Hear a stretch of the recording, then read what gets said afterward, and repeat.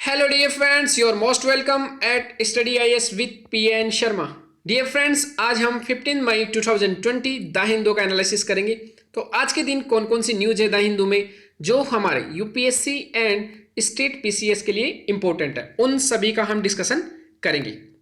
तो dear friends, start करने से पहले आप में से कोई भी स्टूडेंट जो अनअकैडमी प्लस सब्सक्रिप्शन लेने की सोच रहे हो और जो लेना चाहते हो वो स्टडी IS कोड यूज कर आप एक्स्ट्रा डिस्काउंट का बेनिफिट उठा सकते हो। तो my dear friends, study IS code use करना ना भूले आप। ये सभी सोशल मीडिया प्लेटफॉर्म्स है जहां से जिनसे आप जुड़ सकते हो हमसे। आपकी कोई भी क्वेरी रिगार्डिंग प्रिपरेशन या अनअकैडमी प्लस सब्सक्रिप्शन से संबंधित, तो आप टेलीग्राम चैनल ज्वाइन कर सकते हो, इंस्टाग्राम, फेसबुक एंड मेल कर सकते हो। तो डियर फ्रेंड्स, पिछले लेक्चर का हमारा एक क्वेश्चन था कि consider the following statement. Capital adequacy ratio is the amount that bank have to maintain in the form of their own funds to offset any loss that banks incur if the account holder fail to repay dues.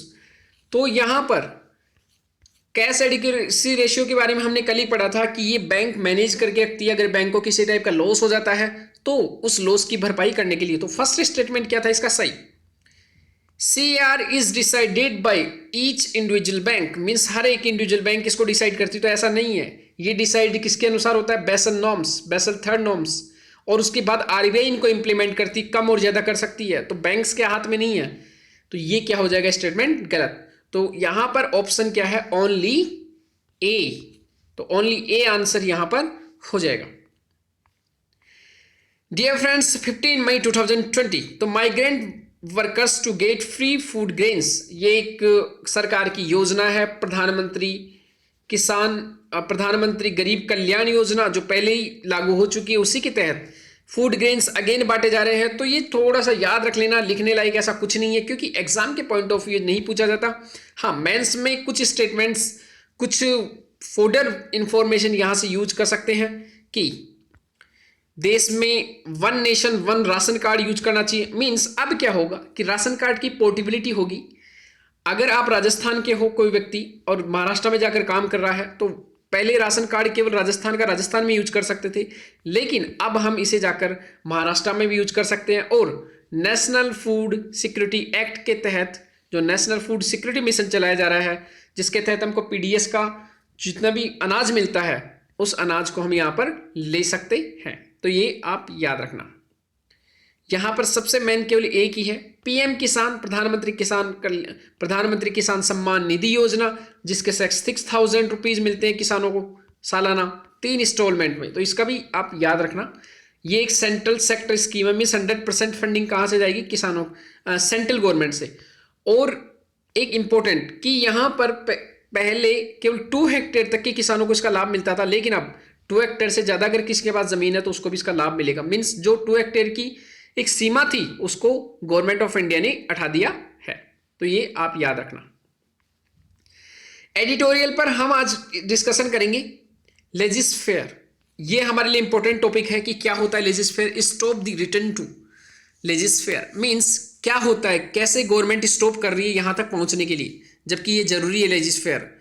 ये सभी हम पहले ही देख चुके हैं। Food grains बांट रहे हैं। States can not be left two centres mercy. यहां पर पूरा GST की पूरी इन्होंने बोल रहे हैं कि GST में ये खराबी है, जबकि GST को लाने के लिए पूरे हाथ पैर फूल गए थे गवर्नमेंट के। और बस ये सही है कि GST का इंप्लीमेंटेशन में कहीं कहीं गड़बड़ आ रही है, लेकिन ऐसा नहीं है कि GST के कारण राज्य बर्बाद हो गए, ऐसा नहीं है। इनका सीधा कहना है कि इसके कारण तो राज्य बर्बाद ही हो रहे हैं, पूरा अब तो डिपेंड सेंटर के ऊपर हो गए, लेकिन ऐसा नहीं है। यहां पर सीधा सा एक याद रखना कि अगर इंडिया की अलग अलग स्टेट है, यहां पर नॉर्थ ईस्ट में उतने मीन्स समता है, लेकिन अभी तक उपयोग नहीं हो पाए उत्पादन में। यहां पर कोस्टल एरिया है, गुजरात के यहां बंदरगाह है, महाराष्ट्र के यहां पर बंदरगाह है। तो कुछ स्टेट्स लोकेशन के कारण, इंडस्ट्री के कारण, जो ब्रिटिश टाइम ही हो गया था, उन सभी के कारण एक एडवांटेज में है। किस एडवांटेज में? कि उनके पास पैसा जो आता है टैक्स के रूप में वो बहुत ज़्यादा आता है, और कुछ स्टेट ऐसे जो गरीब है उनके पास संसाधन नहीं है। तो कैसे, या फिर जनसंख्या ज़्यादा तो कैसे ये जो पैसा आ रहा है टैक्स के रूप में, इसको कैसे हम समान रूप से वितरण कर सकें। इसके लिए जीएसटी एक इम्पोर्टेंट पार्ट था। इसका पैसा सेंट्रल गवर्नमेंट के पास है, साथ स्टेट गवर्नमेंट को भी दे रहे हैं, लेकिन इसका एक समरूप जो एक टैक्स कलेक्शन है वो होकर इसका कैसा पैसा किसके पास जाए, सेंट्रल गवर्नमेंट के पास, और सेंट्रल गवर्नमेंट फिर अपने पास जितना पैसा आता है उसको समान रूप से इस आधार से बांट सके कि जो राज्यों के बीच में असमान था इकोनॉमिक, उसको कैसे कंपनसेट किया जाए। तो उस आधार पर जीएसटी अच्छा है। और जीएसटी का आप और भी देखना कि जीएसटी के कारण कैस्केडिंग जो इफेक्ट था, टैक्स के ऊपर टैक्स, वो कम हो गया है। जो कैस्केडिंग इफेक्ट था उसके कारण वस्तुएं महंगी रहती थी, तो महंगाई कम हो गई है। इससे कोऑपरेटिव फेडरलिज्म, मतलब राज्य और जो सेंटर है उसके बीच सहयोग बढ़ा है। तो ये कई इंपॉर्टेंट पॉइंट्स है जिनको नेगलेक्ट करना गलत है कि जीएसटी खराब है। लॉकडाउन सिंड्रोम, ये कोई काम का हमारे पास टॉपिक नहीं है। और India labour laws too restrictive, इसका इन्होंने ये जो वर्ड लिखा है यहाँ पर टू रेस्ट्रिक्टिव, इसके बारे में इन्होंने कोई एक्सप्लेनेशन नहीं किया है। इन्होंने जस्ट अपने व्यूज रखे हैं कि क्या क्या हो रहे हैं, आप इसको पढ़ के एक बार छोड़ सकते हो। लेकिन इसके बारे में, इससे संबंधित आर्टिकल ही हम जो फर्स्ट आर्टिकल है लेजिस्फेयर, उसमें इसको कंपनसेट कर देंगे। कीपिंग एशिया पैसिफिक, ये कोई काम का नहीं है। 10th नंबर पर हमारे लिए जो इंपॉर्टेंट आर्टिकल है वो है national human right commission issues notice to states. ये संस्था नेशनल ह्यूमन राइट कमीशन काफ़ी दिनों बाद अभी जगी है। इसने महाराष्ट्र, एमपी, इन सभी को जो भी माइग्रेंट्स को लेकर प्रॉब्लम है इनके लिए नोटिस दिया है कि आप ऐसा क्यों नहीं कर रहे। और ये इस संस्था को पहले ही जाग जाना चाहिए, लेकिन अभी जागी है। और इस संस्था में कुछ अब हाल ही में थोड़े दिनों पहले, कुछ महीनों पहले इसमें कुछ चेंजेस हुए हैं, तो उसको हम देखेंगे नेशनल ह्यूमन राइट कमीशन क्या है। वर्ल्ड, यहाँ से कोई भी न्यूज़ हमारे काम की नहीं है। टुडे सीबीडीटी जो central board of direct taxes है उसने रिडक्शन किया है, नोटिफाई कर दिया कि रिडक्शन होगा टीडीएस और टीसीएस। मींस यहाँ पर जो भी लोगों की जो पैसा है जो टैक्स के रूप में पे करते हैं उसमें कमी की गई है ताकि उनके हाथ में ज़्यादा पैसा रहे। तो लिक्विडिटी बढ़ेगी मार्केट में, तो डिमांड जनरेट होगी। हमने पहले भी देखा था कि फिस्कल स्टिमुलस में राजकोषीय नीति के तहत टैक्स की दरों में कम करना, और ये तो कल का डिसीजन है। हमने इसके बारे में कई बार पहले डिसीजन कर चुके हैं कि फिस्कल स्टिमुलस में राजकोषीय नीति और मौद्रिक नीति दोनों आती है। राजकोषीय नीति में टैक्स की दरें कम करना, गवर्नमेंट खर्चा बढ़ा देती है और सब्सिडी देती है। तो ये सभी हमने पहले ही देख लिया। उसके अलावा यहाँ पर ऐसी कोई न्यूज़ नहीं है जिसका हम यूटिलाइज कर सके यूपीएससी के लिए। अब स्टार्ट करते हैं आज की न्यूज़। द हिंदू के पेज नंबर 6 पर यह एडिटोरियल था, लेजिस्फेयर। लेजिस्फेयर का मतलब होता क्या है? लेजिस्फेयर में जो एडम स्मिथ साहब थे उन्होंने वेल्थ ऑफ नेशन अपनी बुक में कहा था कि लेजिस्फेयर अपनाना चाहिए किसी भी स्टेट को। मीन्स अगर कोई स्टेट है और ये मार्केट है, स्टेट और मार्केट, अगर स्टेट पूरी तरह कैप्चर करके रखेगा मार्केट को तो लोग, मार्केट फल फूलेगा नहीं, मीन्स मार्केट डेवलप नहीं होगा। क्योंकि हर जगह रेगुलेशन होना भी कई बार दिक्कत की बात हो जाती है। इंस्पेक्टर राज जिसे बोलते हैं, कोई कंपनी खोलनी है, कोई भी इंस्पेक्टर आएगा उसको बोलेगा कि ये नहीं हुआ, आपका एनवायरनमेंट का प्रॉब्लम, आपने ये लाइसेंस लिया नहीं लिया, बड़ी प्रॉब्लम आती है। इसलिए स्टेट, ये सब स्टेट का पार्ट ही है। तो स्टेट इसमें कम से कम मार्केट में क्या करे, इन्वॉल्व हो, मीन्स कम से कम स्टेप करे। हाल ही में क्या हो रहा है, स्टेट मीन्स एमपी जैसे राजस्थान, ये सब क्या कर रहे हैं, जो लेबर लॉ है जो एक तरह से इस टाइप से बनाए गए थे कि मार्केट में कम से कम एक्सेप्ट करे कोई भी, ताकि जो लेबर हैं उनको अपने आप काम करने का मौका मिले। ऐसे ऐसे लॉ बना दिए उनके लिए, कौन सी कंडीशंस रहेगी, तो वो उनके फेवरेबल थी। लेकिन हाल ही में जो स्टेट गवर्नमेंट्स ने इसको सस्पेंड किया है, इससे क्या हुआ, हम लेजिस्फेयर से दूर जा रहे हैं। अब इनमें क्या बोला है, डिजास्टर मैनेजमेंट एक्ट 2005, उसके अनुसार हमने राइट टू गो होम जो लोगों का अधिकार था वो नहीं दिया। यूपी में ऑर्डिनेंस ला दिया है। ऑर्डिनेंस अध्यादेश क्या होता है, ये टेम्परेरी 6 महीने के लिए लाया जाता है। मीन्स इसकी जो एज रहती है, मीन्स इसका जो कार्य लिमिट, जो टाइम पीरियड रहता है वो 6 महीने से ज़्यादा नहीं हो सकता। ये जब लाया जाता है जब विधानसभा या विधान परिषद दोनों या कोई एक सत्र में ना हो। मीन्स जब विधि नहीं बन सकती प्रॉपर वे में, प्रोसेस में, तो ये लाया जाता है। इसके अनुसार जो लेबर लॉ है यूपी में वो 3 साल के लिए सस्पेंड किए गए हैं। मीन्स जो लेबर लॉ है इंट्रोड्यूस, अब यहाँ पर आर्टिकल में ये कहा गया कि री इंट्रोड्यूस करें हम लेजिस्फेयर को। मीन्स जो राज्य की अहस्तक्षेप नीति है उसको वापस हम लागू करें। अब इंपॉर्टेंट पॉइंट्स जो थे एडिटोरियल में वो हमारे काम के, अदरवाइज यहाँ पर हमको तो ईयर्स में नहीं लिखना है, डायरेक्टली यूपीएससी में आप the factories act, industrial dispute act, यहाँ पर हमको ईयर्स याद रखने की ज़्यादा जरूरत नहीं है, ईयर्स भूल जाते हैं, इससे अच्छा आप हम कोई आर्टिकल का नाम याद रख लें। यहाँ पर फैक्ट्रीज एक्ट के तहत जो वेजेज है, लिव विथ वेजेस मीन्स आपकी मजदूरी आपको मिलेगी विदाउट आपके पैसे कटे। जब आप छुट्टी लोगे 8 आवर्स की आपकी काम कार्य का जो कार्य है वो रहेगा, कितने घंटे आप काम करोगे, विथ ओवर टाइम वेजेस। अगर इससे ज़्यादा आपको काम करेगा तो आपको ओवर वेजेस मिलेगा, मीन्स आपको एक्स्ट्रा पैसा मिलेगा। जबकि हाल ही में पंजाब गवर्नमेंट ने 12 घंटे कर दिए 8 से, तो ये बड़ी टेंशन वाली बात है। वीकली ऑफ मीन्स वीक में एक बार ऑफ मिलेगा। और मेजर्स ऑफ द हेल्थ और हाइजीन मीन्स आप जहाँ पर काम कर रहे हो तो आपकी हेल्थ और हाइजीन का ध्यान रखेगा, स्वास्थ्य और आपके लिए जो एक शुद्धता है उसका ध्यान रखा जाएगा। सेकेंड है industrial dispute act, workers participation. यहां कहा गया है कि वर्कर्स जितने भी श्रमिक हैं उनको भागीदार बनाया जाएगा। जब भी कोई डिस्प्यूट होगा, मान लो डिस्प्यूट में विवाद हो सकता है वेजेस को लेकर, मजदूरी को लेकर या अन्य कोई, तो इसको बातचीत के द्वारा सुलझाया जाएगा। और इसी के द्वारा जो स्ट्राइक है मीन्स जो भी हड़ताल है या तालाबंदी है उसको इससे अवॉइड किया जाएगा, ये ऐसा कहा गया इंडस्ट्रियल डिस्प्यूट एक्ट में। मिनिमम वेजेस एक्ट, एक न्यूनतम मजदूरी से कम किसी को मजदूरी नहीं दी जाएगी। तो ये सभी किस किस चीज़ों को इंक्लूड करते हैं हमारे संविधान की, डीपीएसपी को, आर्टिकल 21, आर्टिकल 23। ये राइटर ने लिखा कि ये किस भावना के अनुसार है, संविधान की भावना के अनुसार ये एक्ट। और इन्होंने क्या किया, लेजिस्लेचर में हम देख रहे हैं कि सेक्शन 5 फैक्ट्रीज एक्ट में ये कहा गया कि सेंट्रल जो state government to exempt only in the case of public emergency. जब हमारे पब्लिक इमरजेंसी मीन्स एक इमरजेंसी वाला केस हो जाए, आपातकालीन स्थिति हो, तभी जाकर इस एक्ट के तहत इस एक्ट के जो प्रावधान उनको हटा सकती है। लेकिन पब्लिक इमरजेंसी वाला अभी एक ऐसा सिचुएशन नहीं है तो आपको हटाने की जरूरत नहीं है, आर्टिकल का कहना है। एक इन्होंने कहा है कि लेबर कॉनकरेंट लिस्ट का पार्ट है। कॉनकरेंट लिस्ट का पार्ट समवर्ती सूची मीन्स राज्य भी कानून बना सकता है, स्टेट भी कानून बना सकता है, मीन्स स्टेट भी कानून बना सकते हैं, स्टेट्स जो इंडिया में है और सेंट्रल गवर्नमेंट भी। इसलिए कानून बनाना कोई गलत नहीं है। LIC वर्सेस DJ बहादुर वर्सेज अदर्स 1980, ये सुप्रीम कोर्ट का एक केस था। LIC लाइफ इंश्योरेंस कॉर्पोरेशन, इन्होंने कहा any change in the condition of service can be only through a democratic process of negotiation और लेजिस्लेशन। यहां बात किया गया कि आप कोई भी अगर सर्विस है, कोई भी आप सेवा ले रहे हो किसी व्यक्ति से या किसी पर्टिकुलर संघ से, तो आप अगर जो सर्विसेज की कंडीशन है अगर उसमें कुछ चेंज करते हो तो उसके लिए डेमोक्रेटिक प्रोसेस होनी चाहिए, लोकतांत्रिक तरीका होना चाहिए, बातचीत करके हो सकता है या फिर आप विधिक लॉ बना सकते हो। आपने अभी क्या किया है, ऑर्डिनेंस लेके आए हो, तो ये इनको समझौता नहीं किया इनके साथ, यह लेजिस्लेशन नहीं है, क्योंकि लेजिस्लेशन प्रॉपर लेजिस्लेशन नहीं होता। ऑर्डिनेशन में जो प्रॉपर लेजिस्लेशन की जो प्रोसेस है उसको कहीं ना कहीं हम ब्रिज करते हैं, उसको कहीं ना कहीं हम तोड़ते हैं। तो ये आप याद रखना। यहां पर अब मैंने ऐड किया है DPSP, ये सभी याद रखना, ये बहुत इंपॉर्टेंट है। 39A, the right to adequate means of livelihood for all citizens, सभी नागरिकों को जीविका के पर्याप्त साधन प्राप्त करने का अधिकार है।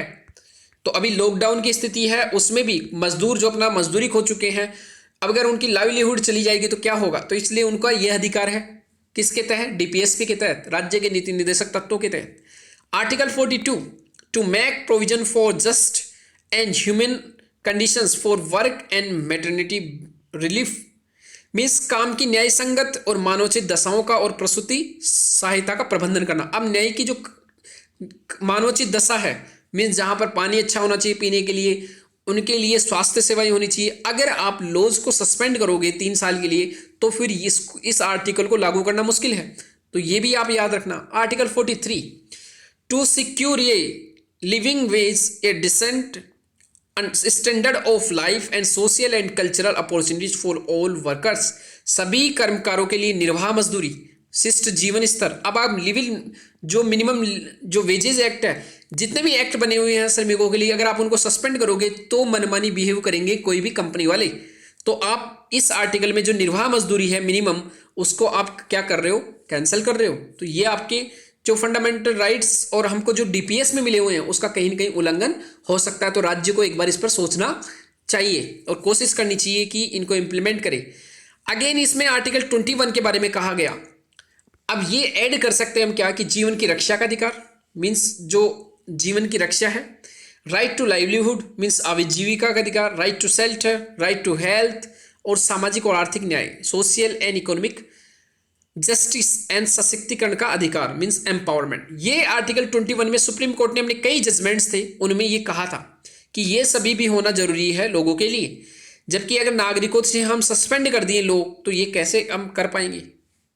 सुप्रीम कोर्ट ने जजमेंट दिया था 1983 में, PUDR people union for democratic rights versus union of India भारत संघ।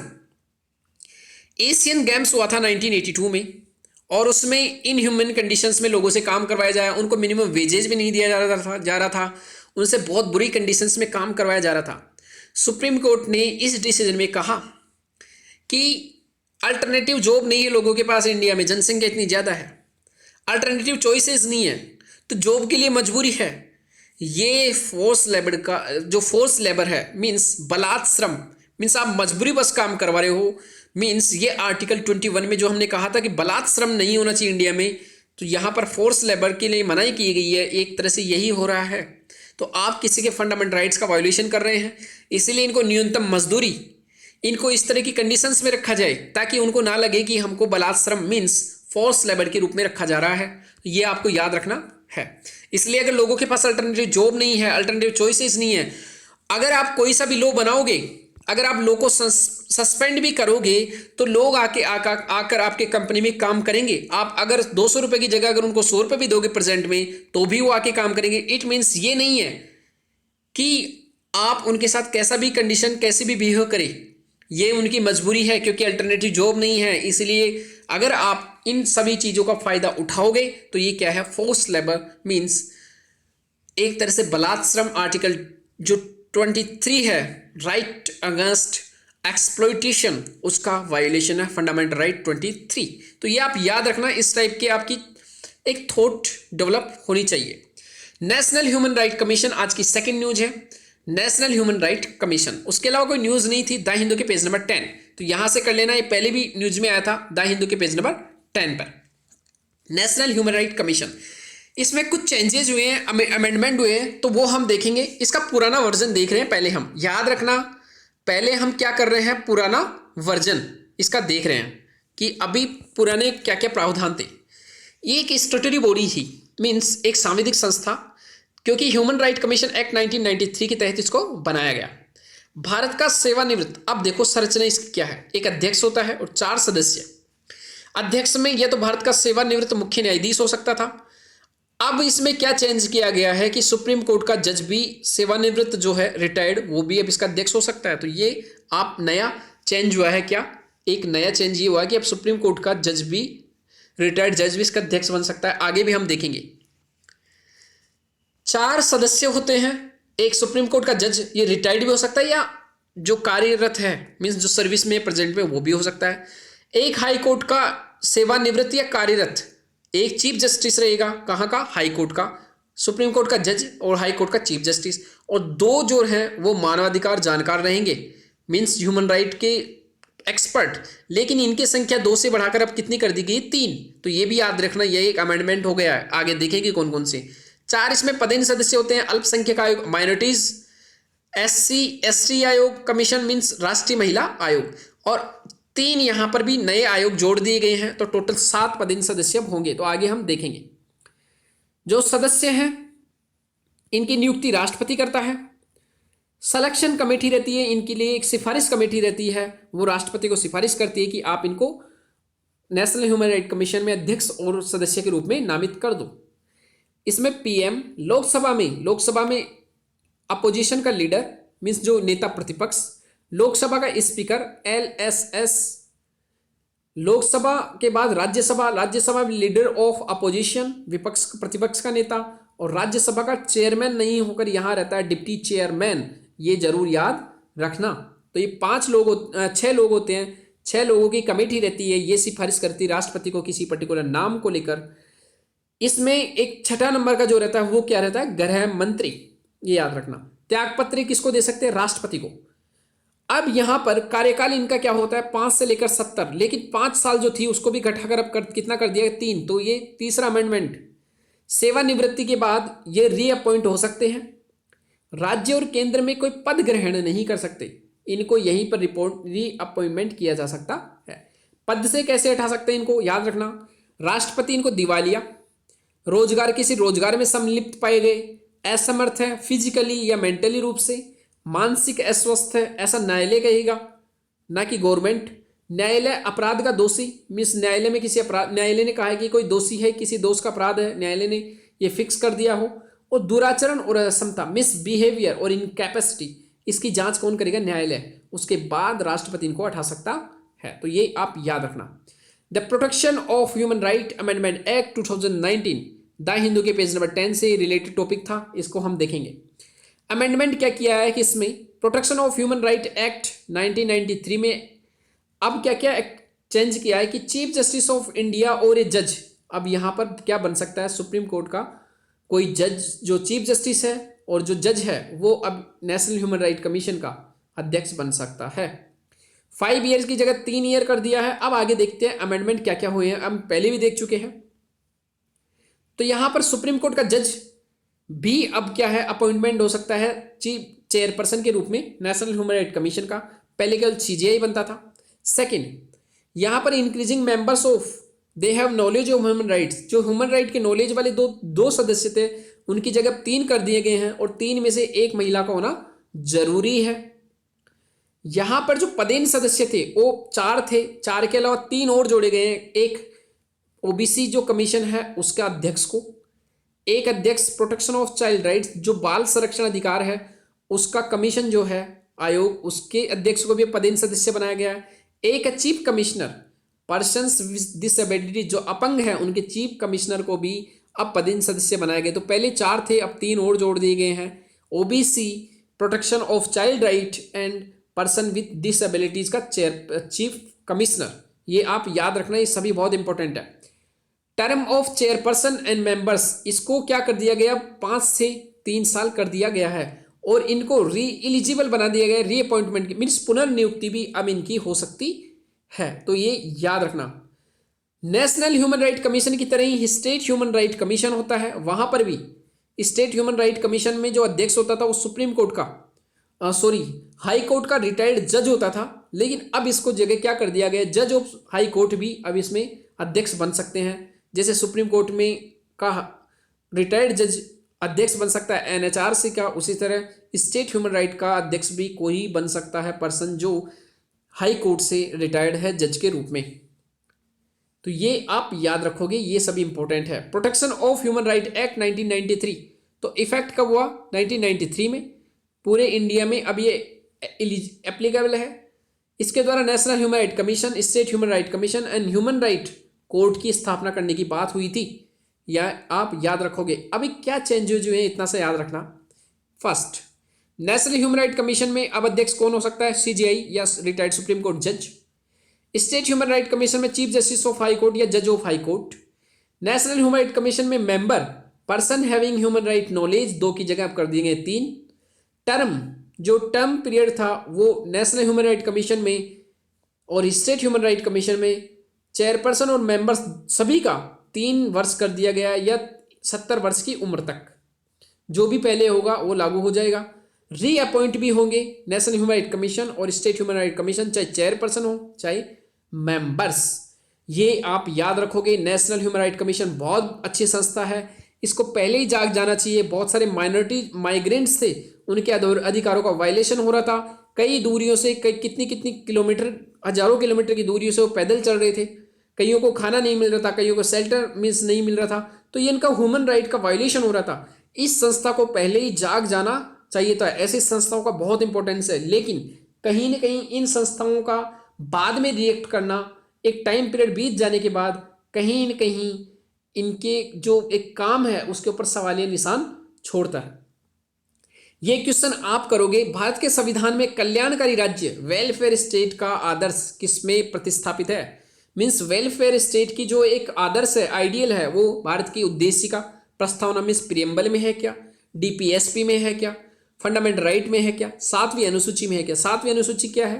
3 list, state list, union list and concurrent list, और रेजिडुअल पावर किसके पास है? स्टेट के पास। तो सातवीं अनुसूची, फंडामेंटल राइट, डीपीएसपी एंड प्रस्तावना, इस क्वेश्चन को आप ढूंढ के अच्छे से करना।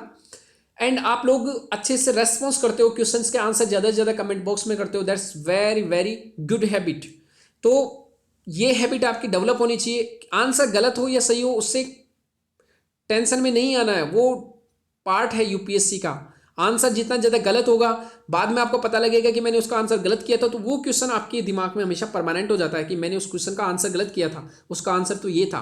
ऐसे करके डेली आप एक एक क्वेश्चन भी करोगे तो आप देख लो 365 दिन में हम 365 क्वेश्चंस कर लेंगे। उनमें से चांसेस रहेगा कि वो करंट से रिलेटेड रहेंगे। अगर 10 क्वेश्चन भी बन जाते हैं तो बहुत हो जाता है यूपीएससी में। So try. तो my dear friends, thank you very much for today's the Hindu analysis.